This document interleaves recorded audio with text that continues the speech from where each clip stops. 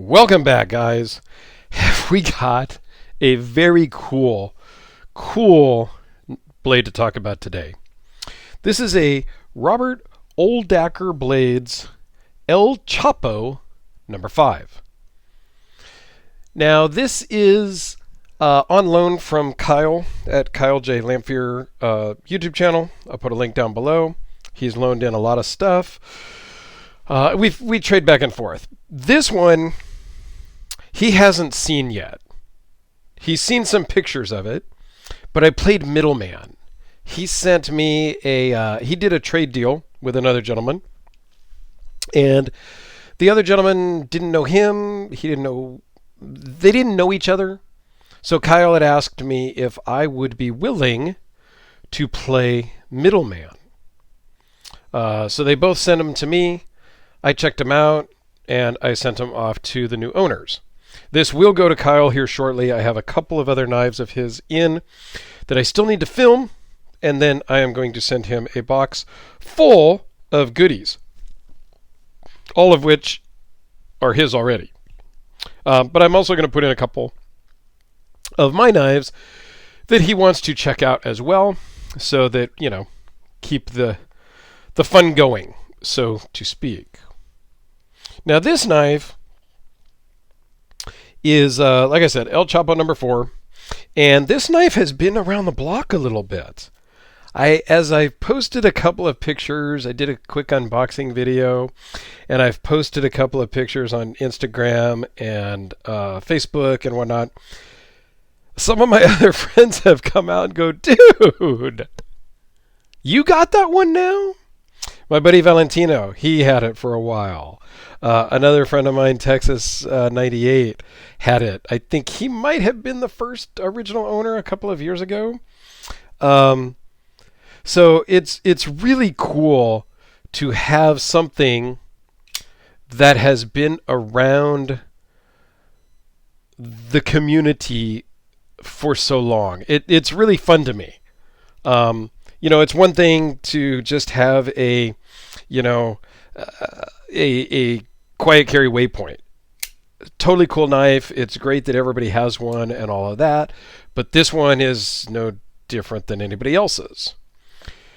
To have the actual one-off custom knife that's been passed around the community, I'm just honored to have it. Honestly, it's really a joy for me to be able to check out something that's, really kind of been around the way, so to speak. So this is, like I said, this is El Chapo number 4. My understanding is Robert was going to make a total of 5 to sell and 1 for himself, and they were all going to be different materials and different configurations. So let's zoom in on this. We'll get to some specs here at some point. But let's just take a close look at this beautiful, beautiful blade. Compound grind. I mean, the camera's not even doing it justice, I don't think. Play with the light a little bit here and see if that helps. Because this is just, man.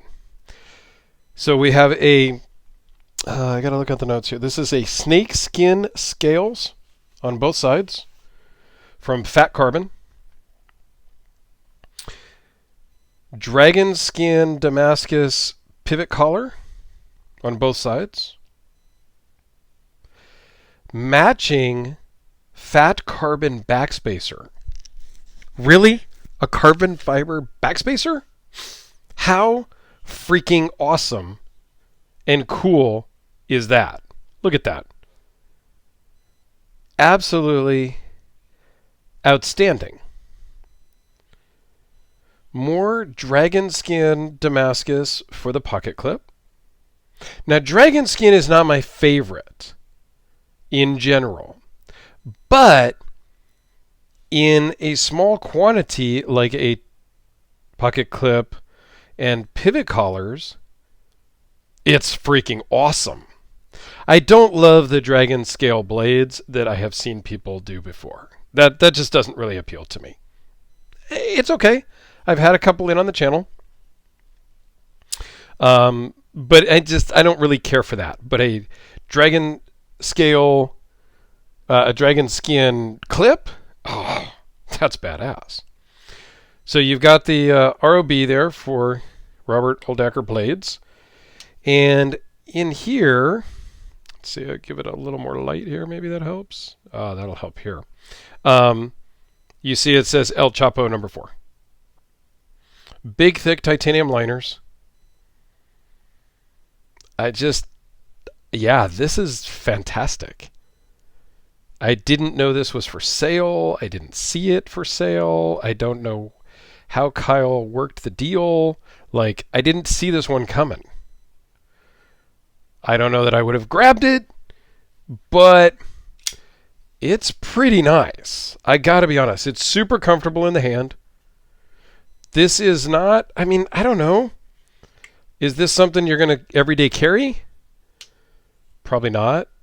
It's one of those more, I'm not going to say it's an art piece, but yeah, it carries great in the pocket. I've had it in my pocket around the house. Yeah, boy. All right, let's talk about some specs. I'll turn the light down again and see if we can get that kind of dialed in. I'm still playing with the light placement, guys, but I think it's doing good. So closed length is 6 1/4 all the way to the edge of that beautiful carbon fiber backspacer. Overall, just over 10 inches, 10 3/8. The blade is 4.28 with a 4.157 cutting edge of a beautiful slab of M390. It is 0.189 thick with an overall thickness, minus the clip of course, of 0.632. Runs on bearings, and it weighs in at surprisingly light because of the carbon fiber on both sides. It's only 9.5 ounces. I say only 9.5. That's coming from the guy who has a Peacemaker that comes in at like 2 pounds. So, I know a thing or two about big, heavy, overbuilt knives. So, yeah. But it's not drop shut, but it's very controlled and super, super smooth. Just fantastic. So, let's do a little bit of size comparisons. I didn't bring out any crazy overbuilt knives here, so it's going to be kind of the standard flare. Here it is next to the Sharpie. Yes, the Sharpie is shorter than the handle. It is when you it's shorter than the handle, guys. This is a big knife. The Spyderco Delica is just slightly bigger than the handle. Since I pulled out the quiet carry, why not? Oh my goodness. The Holt Spectre and the Hellraiser. And I think I got one other thing over here that I have not... Well, I have filmed the video, but it hasn't come out yet. The Midgard's Messer Bomber. That's about the biggest thing I've got here next to this table here. So, but I think you get the idea on the massive size of the El Chapo.